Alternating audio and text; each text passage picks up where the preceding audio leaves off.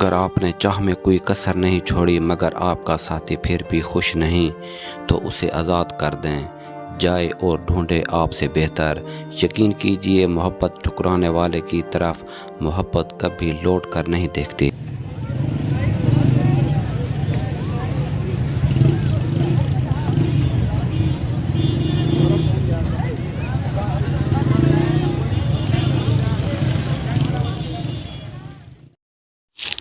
آپ کا مزار قلعہ ملتان کے اندر ایک بڑے عالیشان مقبرے میں ہے۔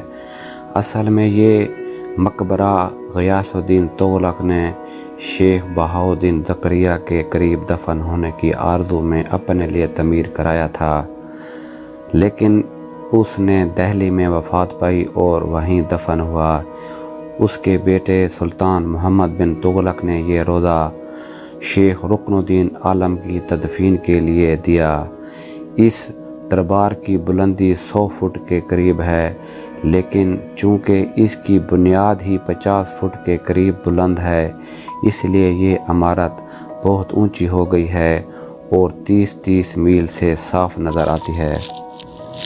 خاندان خلجی اور خاندان غلامہ کے عہد حکومت میں سہروردیوں کا اثر و رسوخ کم نہ تھا، اور بالخصوص سلطان علاء الدین خلجی، سلطان غیاث الدین تغلق اور سلطان محمد تغلق جس حد تک شیخ رکن الدین کا پاس ادب کرتے تھے، اتنا انہوں نے کسی اور شیخ حتیٰ کہ حضرت سلطان المشائخ کا بھی نہیں کیا۔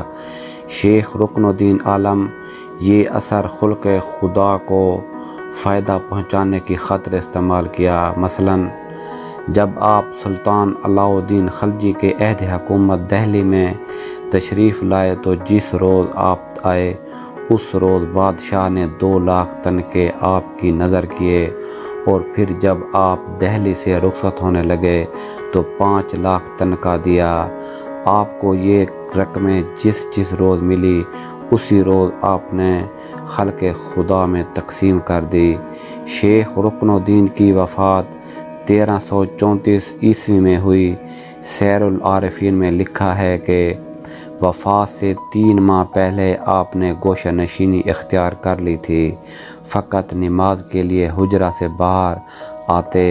بالآخر 16 رجب کو نماز عصر کے بعد خادم خاص کو حجرہ میں بلا کر کہا کہ ہماری تجہیز و تکفین کا انتظام کر لو۔